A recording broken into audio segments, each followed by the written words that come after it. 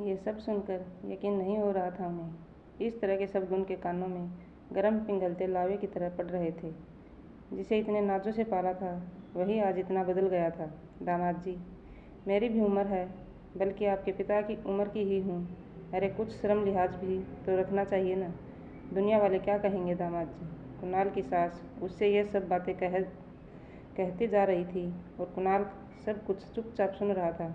पिताजी ने उम्मीद से कुणाल की तरफ देखा तो वह उन्हीं पर गुर्राता हुआ बोला, आप बूढ़े हो गए हैं और पार्टी करने का मौका ढूंढते हैं।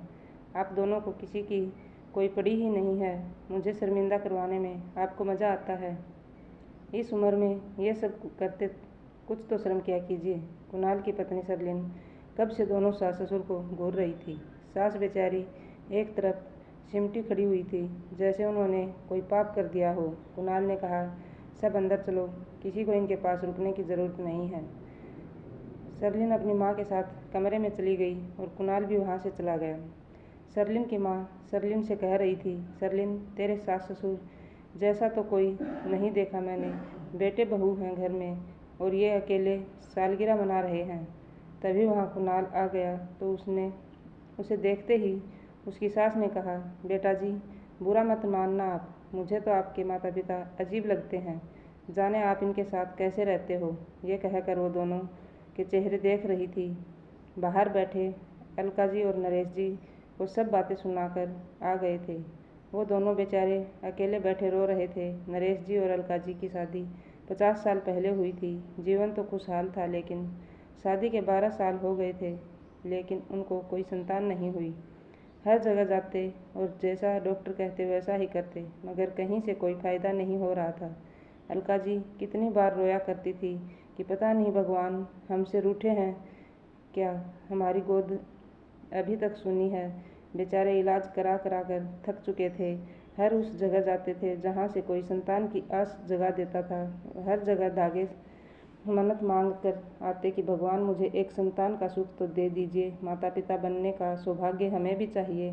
जब 12 साल होने को आए तो उनकी हर तरफ से उम्मीद टूट चुकी थी, लेकिन भगवान ने सुन ली और अलका जी की सूनी गोद भर दी। 9 महीने तक नरेश जी ने अलका जी का खूब ख्याल रखा। उन्हें बिस्तर से किसी काम के लिए उतरने ही नहीं दिया। बार बार के चेकअप से पता चलता कि बच्चा स्वस्थ है तो दोनों फूले न समाते थे। फिर एक दिन आया जब नरेश जी अलका जी को आनंद फानंद में हॉस्पिटल ले गया और वहाँ उन्हें एक बेटा पैदा हुआ। इस खुशी में नरेश जी ने पूरे अस्पताल में मिठाई बंटवाई थी और सारी नर्सों को खुशी से नेक दिया था। इतने सालों बाद इतनी बड़ी खुशी का आना उनके लिए अनमोल था, पर ज़मीन पर पैर ही नहीं थे। दोनों मिलकर अपने बेटे का ख्याल बड़े अच्छे तरीके से कर रहे थे। नरेश जी तो अलका जी जो भी कहती तुरंत लेकर आ जाते। बेटे की हर ज़रूरत पर ध्यान रखता था उनकी दोनों की दुनिया बस उनका बेटा बन गया था। जैसे ही बेटा 3 साल का हुआ तो उन्हें फिर से खुशखबरी मिली कि वो फिर से माँ बनने वाली है। भगवान को अनेकों धन्यवाद कहते हुए उन्होंने कहा, देखा अलका, भगवान ने हमारे लिए छप्पर फाड़ दिया है। कहाँ एक भी संतान नहीं थी और अब 2 हो गई हैं। अब हमारा परिवार पूरा हो गया है। नरेश जी की मसालों की दुकान हुआ करती थी, उसी से अब तक का खर्चा चला रहे थे, लेकिन अब तो दूसरा बच्चा भी आने वाला था। उन्होंने आना बिजनेस आगे बढ़ाया और किस्मत से चल निकला।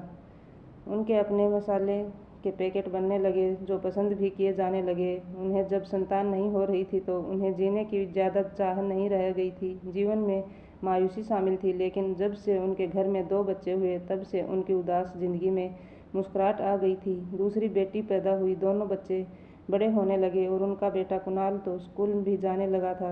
अलका जी का सारा दिन बच्चों की देखरेख में ही काटा था। नरेश जी अपने बिजनेस में बहुत ज़्यादा व्यस्त रहने लगे थे और सुबह के गए शाम को ही घर आया करते थे। नरेश जी ने उनको अच्छी से अच्छी शिक्षा दिलवाई और उसके लिए कोई कमी नहीं की। अलका जी बच्चों के स्कूल जाने के बाद कुछ सिलाई का काम किया करती थी। उन्हें सिलाई का बेहद शौक था और इस काम से उन्हें आमदनी भी होती थी। कुणाल ने 12वीं करने के बाद विदेश जाने की इच्छा जताई। वो वहाँ से पढ़ना चाहता था। नरेश जी ने उसके जाने के लिए सारी जमा पूंजी लगा दी और उसे विदेश भेज दिया। जाते समय अलका जी बेहद दुखी हो रही थी। जाने मेरा बच्चा अकेले कैसे रहेगा, इतने बड़े देश में कोई अपना भी तो नहीं होता। नरेश जी ने समझाते हुए कहा, अरे अलका, वो भी बच्चा नहीं है, हमारा बेटा बहुत समझदार है, सब संभाल लेगा, बस एक बार उसे कुछ बनकर आ जाने दो। इस बात पर अलका जी कुछ शांत हुई। कुणाल को आज अपने से दूर करने में तकलीफ तो हुई थी, लेकिन उसके भविष्य का सवाल जो था। नरेश जी ने बेटे की पीठ थपथपा कर कहा, बेटे, सबका मान रखना और हमें गर्व करने का मौका देना। यहाँ हम सब तुम्हारे कुछ बनकर वापस आने का इंतज़ार करेंगे। बहुत गर्व से अपने दिल को कठोर करके नरेश जी ने जिगर के टुकड़े को वहाँ भेज दिया। कुणाल विदेश जाकर उस रंगीन दुनिया में ऐसा खोया कि माँ बाप इंतज़ार करते रहते और वो फ़ोन करना तक याद नहीं रखता था। माँ का दिल उसे याद करके आधा होता रहता था और नरेश जी हमेशा उसे दिलासा देते थे कि अलका, तुम इतनी चिंता करती हो, अरे विदेश जाकर पढ़ाई करना कोई मजाक थोड़ी है। कुणाल तो बस अब वापस भारत आना ही नहीं चाहता था। उसे तो वहाँ की हाई फाई ज़िंदगी और रहन सहन ही पसंद था। उसे एक दोस्त ने सलाह दी कि अगर तुम यहीं शादी कर लेता है तो यहीं का नागरिक हो जाएगा और फिर मज़े ही मज़े होंगे। कोई तुझे यहाँ से जाने को नहीं कहेगा। वैसे भी 1 साल के अंदर तुझे इंडिया वापस जाना है तो टाइम से पहले डिसीजन ले ले। अब कुणाल के दिमाग में ये बात बैठ गई थी। उसे जाने से पहले ही कुछ करना था। 4 महीने बाद उसने शादी कर ली थी। लड़की अमीर थी और इकलौती थी, हिंदी बोलना भी जानती थी और उसे भारत के लोग पसंद थे। कुणाल का घर वहीं बस चुका था और इधर माँ बाप उसकी वापसी के दिन गिन रहे थे। उनका एक एक पल मुश्किल से कटता था। जब देखो दोनों पति पत्नी उसकी ही बातें करते थे। बेटी अक्सर कहा करती, पापा मैं तो भैया से बहुत सारे विदेशी परफ्यूम मंगाऊंगी, अब जब भैया का फ़ोन आए तो आप मेरी बात करवाना। अलका जी कहती, अरे बेटे, जब भैया फ़ोन करते हैं तो तुम सो चुकी होती हो, वहाँ के दिन के समय हमारी तो रात होती है ना। उनकी बेटी रूपा कहती, आप मुझे उठाएंगी तो मैं उठ जाऊंगी मम्मी। इस समय रूपा 18 की हो चुकी थी और बीएससी कर रही थी। फिर एक दिन कुणाल का फ़ोन आया तो अलका जी ने कहा, बेटे अब आने की तैयारी कर रहे हो ना, अब तो पढ़ाई पूरी होने वाली है, तुम्हारी बहन और हम बेसब्री से तुम्हारा इंतज़ार कर रहे हैं। पीछे से रूपा ने आकर कहा, भैया आपका घर तो बहुत सुंदर है, आप वहाँ से मेरे लिए अच्छे अच्छे जैकेट और परफ्यूम लेकर आना, वरना घर में एंट्री नहीं होगी।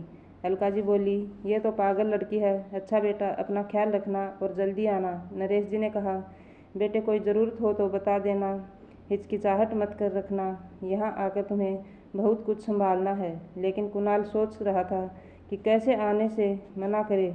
उसकी पत्नी ने कहा, कुणाल ये तुम्हारे मम्मी पापा क्या कह रहे हैं, तुम इंडिया जा रहे हो, मैं यहाँ क्या करूँगी। कुणाल की पत्नी सरलिन आकर जोर से बोली। सरलिन इंडियन थी और उसकी माँ तो कई साल से इंडिया में ही अपनी माँ के पास रहती थी। कुछ साल पहले वो अपने पिता के साथ यहाँ आई थी। पिता का बिजनेस था, मगर उनके जाने के बाद सब खत्म हो गया था।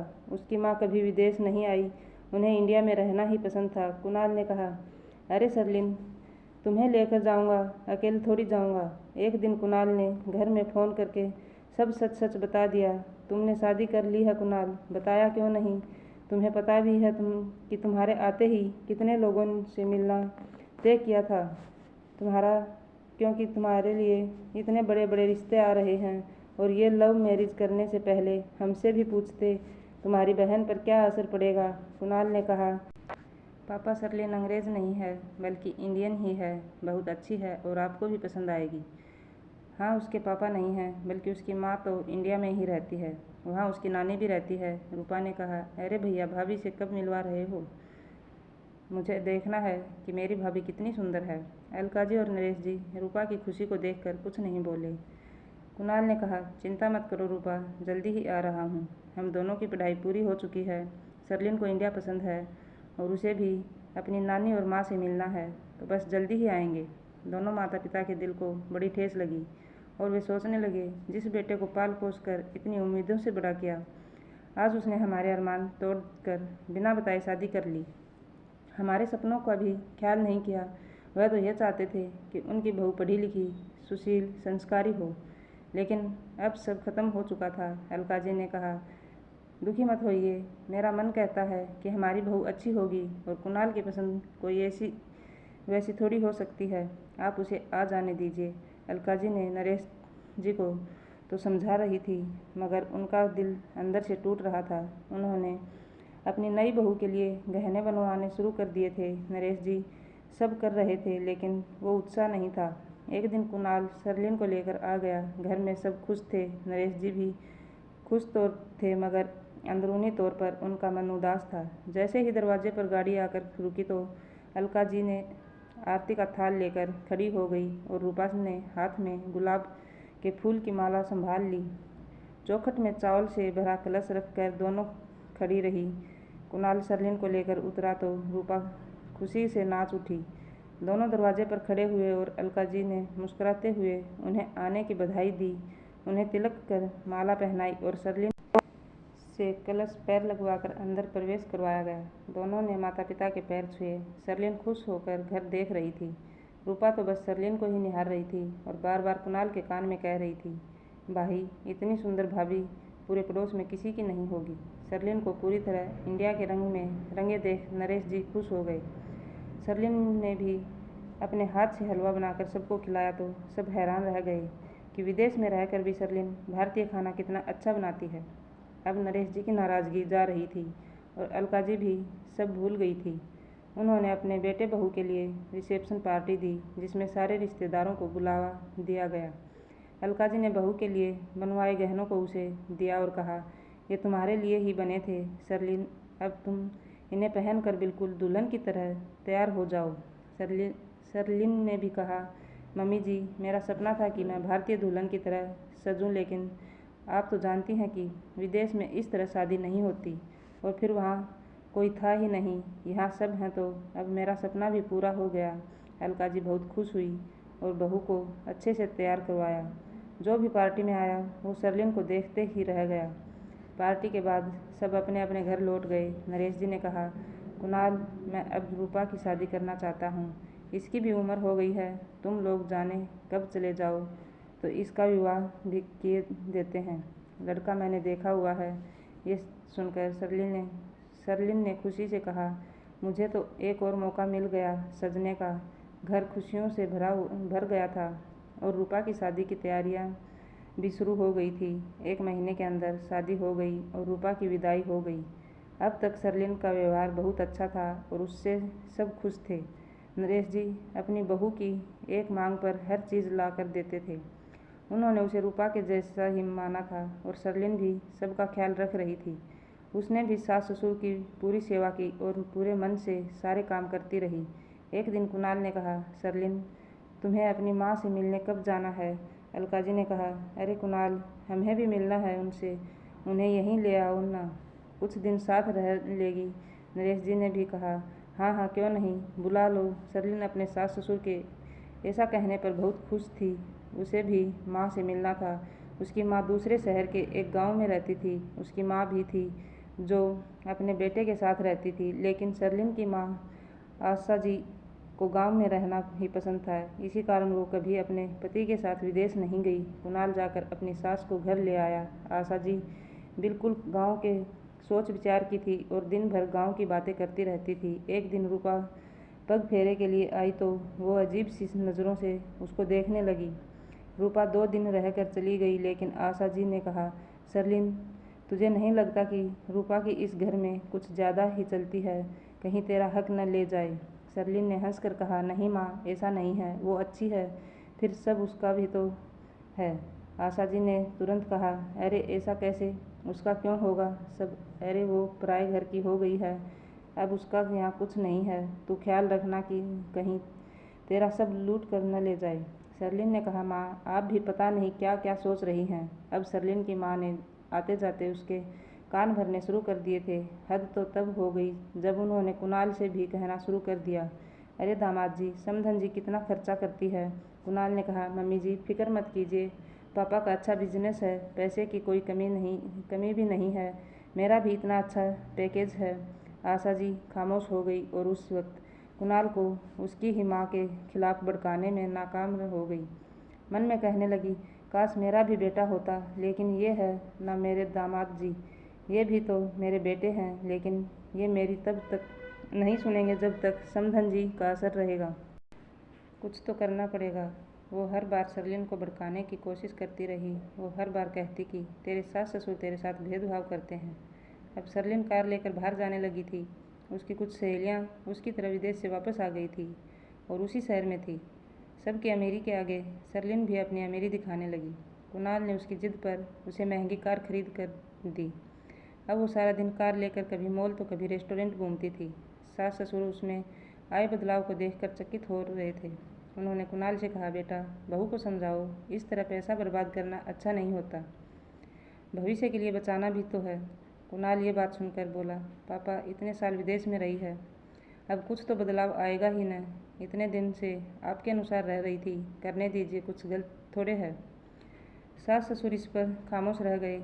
एक दिन सरलिन ने नाश्ते के बाद कहा, पापा मुझे कुछ पैसे चाहिए, एक फ्रेंड से लिए थे, अब उसको वापस देने हैं। नरेश जी ने कहा, बेटा दुकान में बहुत घाटा चल रहा है, मसालों का इतना बड़ा ऑर्डर कैंसिल हो गया, थोड़ा रुक जाओ। तभी कुणाल अंदर से आया और बोला, पापा कुछ पैसे चाहिए, इंश्योरेंस जमा करने हैं, लास्ट डेट आ गई है और मेरी कब का पेमेंट भी करना है, मेरी सैलरी आएगी तो दे दूँगा। नरेश जी ने कहा, बेटा अभी तो पैसे नहीं हैं, कहीं और से इंतज़ाम कर लो, आजकल बिजनेस घाटे में चल रहा है। सरलिन ये देखकर गुस्से में लाल पीली हो गई, लेकिन खामोश ही रही।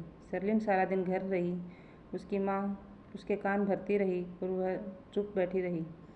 थोड़े दिन बाद उसने देखा कि सास के फ़ोन पर रूपा का फ़ोन आया और रूपा ने कहा कि उसे पापा से कुछ पैसे की ज़रूरत है, EMI जमा करना है, उसके पति की सैलरी आते ही दे देंगे। जब यह बात उन्होंने नरेश जी से कही तो उन्होंने तुरंत रूपा के अकाउंट में पैसे भेज दिए। अब तो सरलिन पैर पटकती हुई कमरे में आई। उसकी माँ तभी नहा कर आई थी। उसने कहा, मम्मी आप सही कहती थी, मुझे आज भरोसा हो रहा है कि यहाँ हमारे साथ भेदभाव हो रहा है।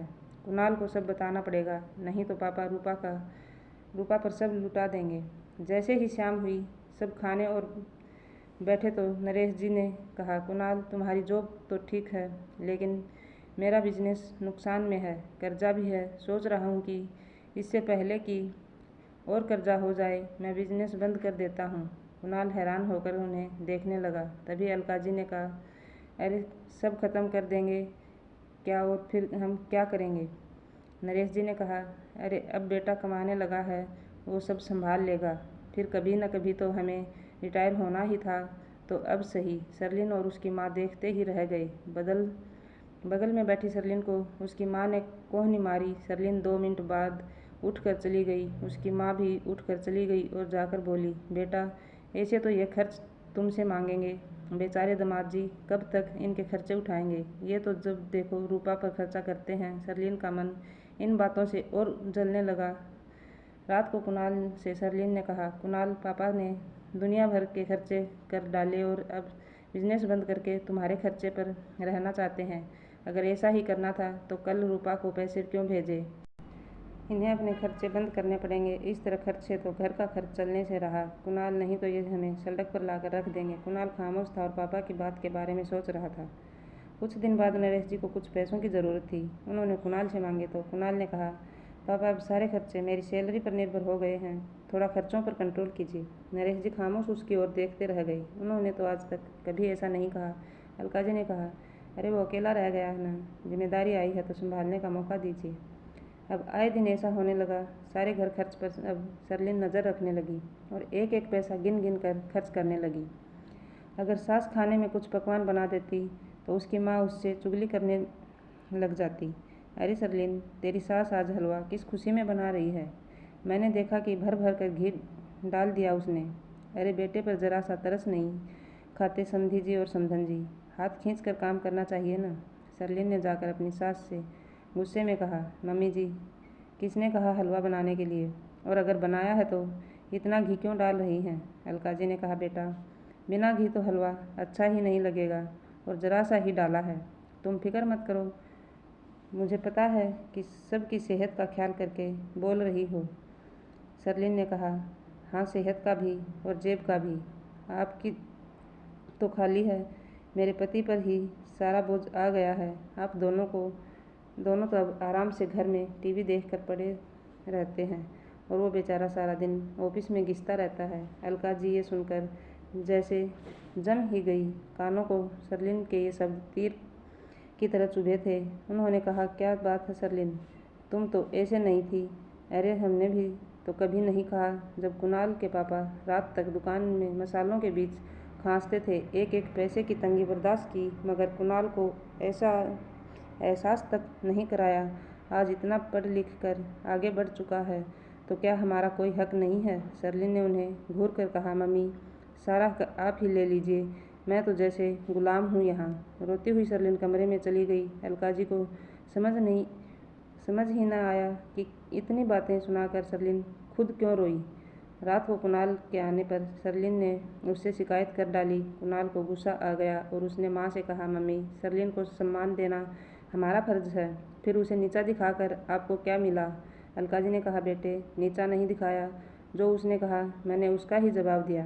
कुणाल ने कहा, मम्मी जवाब देना ज़रूरी नहीं है, बड़पन नहीं दिखा सकती क्या? बेचारी कितनी परेशान है। अलका जी और नरेश जी बहुत दुखी हुए। अब घर का माहौल बात बात पर बिगड़ने लगा था और उसमें घी डालने का काम सरलिन की माँ करती थी। अलका जी और नरेश जी ने कुणाल से कहा, बेटे ये समधन कब वापस जा रही है? सरलिन ने ये बात सुन ली और भड़क गई। पापा जी मेरी मम्मी यहाँ है तो आपको दिक्कत हो गई। अरे आप भी तो यहाँ हैं। जब कुणाल अपने माता पिता को साथ रख सकता है तो मैं क्यों नहीं रख सकती? नरेश जी कुछ बोल ही न पाए और आशा जी रोज़ रोज़ सरलिन के दिमाग में सास ससुर के खिलाफ जहर घोलती रही। सरलिन अपने सास ससुर को परेशान करने लगी थी। अब तो सरलिन उन्हें उनके मन का खाने को भी नहीं देती थी।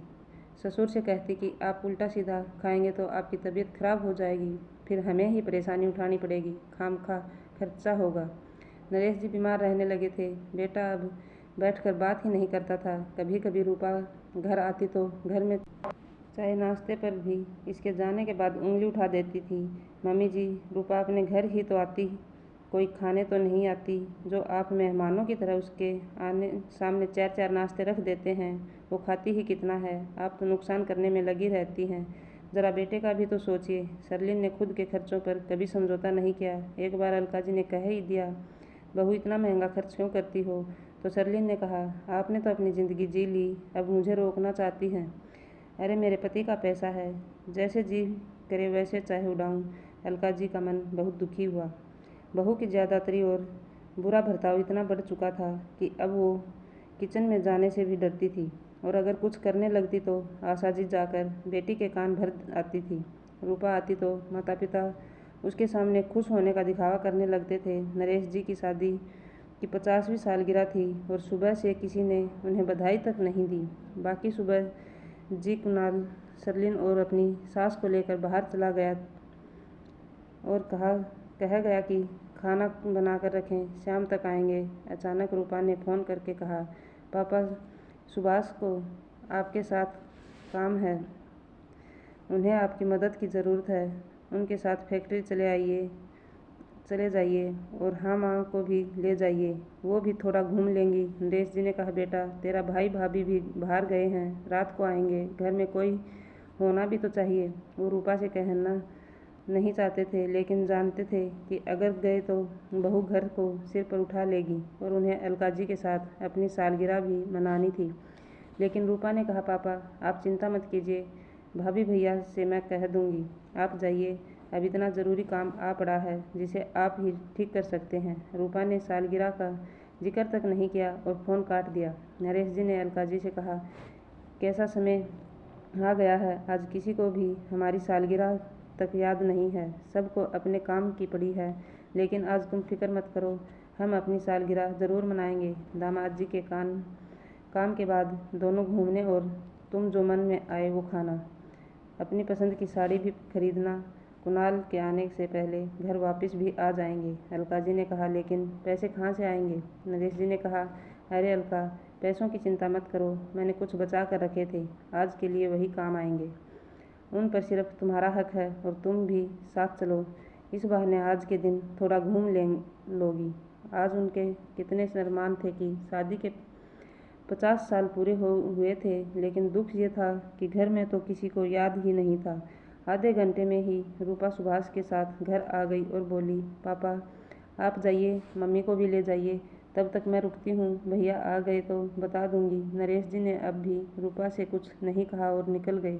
सुभाष ने उन्हें ले जाकर अपनी फैक्ट्री के मालिक से मिलवाया। दरअसल वहाँ एक सुपरवाइज़र की ज़रूरत थी, जिसके लिए सुभाष ने बात की थी। मैनेजर नरेश जी से मिलकर खुश हुए और उन्हें ये नौकरी दे दी। नरेश जी और अलका जी बहुत खुश थे कि अब बहू के ताने नहीं सुनने पड़ेंगे, अपना खर्चा अपने आप ही निकालेंगे, किसी को मोहताज अब नहीं रहेंगे। फैक्ट्री देखने और काम समझने में इतना समय निकल गया कि अब नरेश जी को चिंता होने लगी। यूँ होने सोचा आज के दिन मुझे नौकरी मिली है तो फिर डबल सेलिब्रेशन करेंगे, लेकिन कुणाल के बारे में सोचकर मन उदास हो गया था। उन्होंने धीरे से कहा, अलका जी अब तो खुश हैं ना आप, अब घर जाकर खीर खिलाएंगे या नहीं? अलका जी ने मुस्कुराकर कहा, बिल्कुल खिलाएंगे, लेकिन पहले चलिए तो सही। काफ़ी टाइम बीतने के बाद दोनों सुभाष के साथ घर वापस आए। अलका जी ने कहा, वैसे हमारी सालगिरह तो किसी को याद ही नहीं, अब तो इस घर में कुछ कहते भी डर लगता है। नरेश जी ने कहा, चिंता मत करो, अब सब ठीक हो जाएगा, और कोई साथ हो न हो एनिवर्सरी तो हम ज़रूर मनाएंगे। दोनों अंदर घुसे तो अंधेरा था। अलका जी ने कहा, ये लड़की कहाँ जाकर बैठ गई, काम से कम लाइट ही ऑन कर देती। शाम के वक्त कितना अंधेरा है। अंदर घुसे ही थे कि लाइट ऑन हो गई। दोनों ने चौंक कर इधर उधर देखा तो पूरा घर सजा देखकर उनके आंसू आ गए। गुब्बारों, फूलों और लाइटों से घर सजा हुआ था। टेबल पर केक के साथ खड़ी हुई रूपा और साथ आए सुभाष ने दोनों को एनिवर्सरी की बधाई दी। दोनों हैरानी से खड़े देख रहे थे।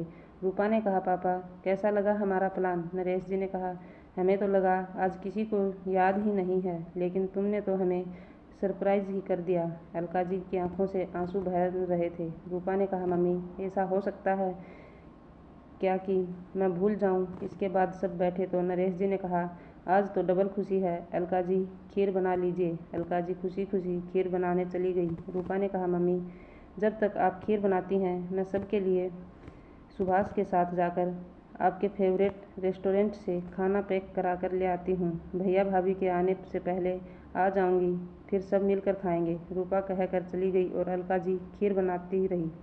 वो खीर बाहर लाकर टेबल पर रख ही रही थी कि घर में कुणाल के साथ सरलिन और उसकी माँ भी लौट आए। अलका जी को खीर रखते देख और घर की सजावट देखकर आशा जी ने सरलिन को कोहनी मारी। लाइट, डेकोरेशन और फूलों से घर सजा देखकर सरलिन ने कहा, मम्मी जी मेरे काम कहते ही तो आपको थकान हो जाती है, लेकिन हमारे जाते ही खाना बनाने में आप थकती नहीं। ये खीर बनाने में इतना खर्च किसके पैसों से कर लिया? आपकी जेब से तो कुछ जाता नहीं है। जब देखो मेरा घर लूटने में लगी रहती हो। सरलिन की माँ ने कहा, अरे समधन जी खीर बनानी थी तो हमारे आने पर ही बना लेती। तभी नरेश जी ने कहा, अगर खीर बन गई तो कौन सा पहाड़ टूट गया? बूढ़े हो गए तो क्या इंसान नहीं है? अरे आज हमारी शादी की सालगिरह है, हम मना नहीं सकते क्या? खैर तुम लोग क्यों बोलोगे जब तुम्हें याद ही नहीं है? यह सुनकर सब एक दूसरे का चेहरा देखने लगे। सरलिन ने कहा, इस उम्र में शादी की सालगिरह कौन मनाता है? यह सुनकर अलका जी की आंखें रो पड़ी। सरलिन की माँ ने भी साथ ही कहा, वैसे समधी जी मैं तो आपकी ही उम्र की हूँ, लेकिन अब ये सब मनाने को मन ही नहीं करता। अरे बच्चे कहते भी हैं तो हम तो मना कर देते हैं। सरलिन ने कहा, अरे ये क्यों मना करेंगे, ये तो प्रेमी जोड़े हैं ना, ये तो साथ जीने मरने की कस्में खाते हैं। तभी पीछे से आवाज़ आई, खामोश हो जाओ सब। ये आवाज़ रूपा की थी, जो सबके लिए खाना लेने गई हुई थी। रूपा जोर से चिल्लाई, भाभी आपको शर्म नहीं आती? आज पापा मम्मी की शादी की 50वीं सालगिरह है और आप लोग इस तरह से उनको सुना रहे हैं, वो भी बस एक खीर के लिए। इनको तो पता भी नहीं था ये सारी तैयारी करके मैं आप लोगों के लिए खाना लेने गई थी, जिससे जब आप लोग आएँ तो साथ मिलकर सब केक काटें, पापा मम्मी को बधाई दें, सब साथ मिलकर खाना खाएं। अगर अभी आप लोग तमीज़ से पेश आते तो इनकी आंखों में ये आंसू न होते। अरे कितना खर्चा हो जाता है आपका, मैं दिए देती हूँ। रूपा ने कुणाल से कहा, भैया आपसे ये उम्मीद नहीं थी, पापा मम्मी आप पर इतना बोझ बन चुके हैं। कुणाल ने कहा, रूपा मुझसे ज़्यादा तुम्हें प्यार करते हैं, ये तुम पर दिल खोल कर खर्चा करते हैं और अपनी ही बहू के आगे पैसे का रोना रोते हैं। और तुम क्या समझती हो, अभी इनका खर्चा खुद ये नहीं बल्कि मैं उठाता हूँ। मैंने ही इन्हें अपने पास रखा हुआ है। इन्होंने तो कब का अपना बिजनेस ख़त्म कर दिया है। अब नरेश जी से रहा न गया और वो बोले, वाह कमाल है बेटा, तुम्हारी इतनी औकात कहाँ की तुम माँ बाप को रख सको। तुम हमें नहीं रखते हो, हमने तुम्हें अपने घर में रखा है। अरे अलका ने कभी कुछ नहीं कहा बहू से, हमें बासी खाना यह कहकर रोज़ खिलाया कि शरीर के लिए अच्छा है। बचा कुचा खाना खाकर जी कर रहे थे हम। तुम्हारी माँ ने हलवा क्या बना लिया, बहू को तुम्हारी जेब और घी की चिंता हो गई। अरे अपने ही घर में गुलामों जैसा व्यवहार होता रहा हमारे साथ। ये सब तुमने कभी नहीं देखा। समधन जी ने कभी अपनी बेटी को नहीं समझाया कि सास ससुर के साथ व्यवहार गलत कर रही हैं। ये कैसी माँ है जो बेटी के घर में पड़ी हुई है। अलका तो कभी रूपा के घर रहने नहीं गई। आशा जी उनका इतना कहते ही इधर उधर मुँह छुपाने लगी। तभी नरेश जी ने कहा, मैं किसी पर बोझ नहीं हूँ। इतना बड़ा घर बनाया जिसमें तुम विदेश से आकर रह रहे हो। अपनी कमाई का इतना ही घमंड है तो जाओ अपना घर बना कर दिखाओ। सरलीन ने कहा, हम क्यों जाएं यहाँ से, आप लोग जाइए। आपको शर्म नहीं आती बहू बेटे को घर से जाने को कहते हुए। आपके तो वृद्धाश्रम में रहने के दिन हैं। यह सुनकर अलका जी ने आगे बढ़कर सरलीन को थप्पड़ मार दिया और कहा, खबरदार, आश्रम में रहने के दिन तुम्हारी माँ के हैं। जब से आई है इन्होंने घर में फूट डाल दी है। तुम लोग जाओ और इन्हें भी ले जाओ। तभी दरवाजे से आवाज़ आई, आंटी जी जाएंगी तो ये ज़रूर। सब ने पीछे पलट कर देखा तो सरलीन के मामा मामी दरवाजे पर खड़े हुए नजर आए। सरलीन अपनी मामी को देखकर थोड़ा हैरान हो गई। उन्होंने आकर कहा, पता है सरलीन की तुम्हारी माँ कभी तुम्हारे पापा के पास विदेश क्यों नहीं गई। सरलीन ये सुनकर हैरानी से मामी को देखने लगी। तभी सरलीन के मामा बीच में बोले, क्योंकि ये भाई के हर हक पर कुंडली मारकर बैठना चाहती थी। हमेशा माँ ने इनकी सुनी और तुम्हारी मामी को दरकिनार करती गई। इन्होंने घर में ऐसी फूट डाली कि घर के 2 हिस्से हो गए। माँ इनके साथ घर के पिछले हिस्से में रहने लगी और हम दूसरे हिस्से में। अब इतने साल बाद तुम्हारे वापस आने पर ये तुम्हारे पास आ गई और घर जाने का नाम नहीं लिया। उधर तुम्हारी नानी यानी मेरी माँ की मरने की हालत है, लेकिन ये इतने फ़ोन करने के बाद भी नहीं आई। सोचो क्यों। सरलीन की माँ नज़र झुकाकर कमरे में जाने की कोशिश करने लगी, लेकिन सरलीन के मामा जी ने उनका हाथ पकड़ लिया और मामी बोली, दीदी अब नज़र चुरा कर क्यों जा रही हैं। अपनी माँ को वहाँ अकेले छोड़कर यहाँ बेटी को सास के खिलाफ खड़ा कर दिया आपने। अरे अगर मम्मी हमको सच्चाई न बताती तो यहाँ भी घर के 2 हिस्से हो चुके होते। कुणाल ने कहा, कैसी सच्चाई। मामा जी बोले, दीदी ने माँ को फ़ोन पर कहा कि बस अब कुछ दिन और माँ, फिर आप और मैं सरलीन और दामाद जी के साथ रहेंगे। जब माँ ने पूछा कि उनके भी तो माँ बाप हैं, ऐसा कैसे कह रही हो, तो इन्होंने कहा, अरे वो कहीं भी चले जाएंगे, उनका इंतज़ाम भी जल्दी ही हो जाएगा। सरलीन ये सुनकर हैरान रह गई और उसे अपनी माँ की साजिश साफ नज़र आने लगी। उसे याद आया कि कैसे माँ हमेशा उसकी सास के खिलाफ बोलती थी और कभी सरलीन को नहीं समझाया। रूपा के खिलाफ भी हमेशा बोलती थी जिससे रूपा का आना जाना बंद हो जाए। अलका जी ने कहा, सरलीन पहले ऐसी नहीं थी, ये बाद में बदल गई। सरलीन की मामी जी ने कहा, हाँ आंटी जी आप सही कह रही हैं। ये सारा खेल दीदी का खेला हुआ है।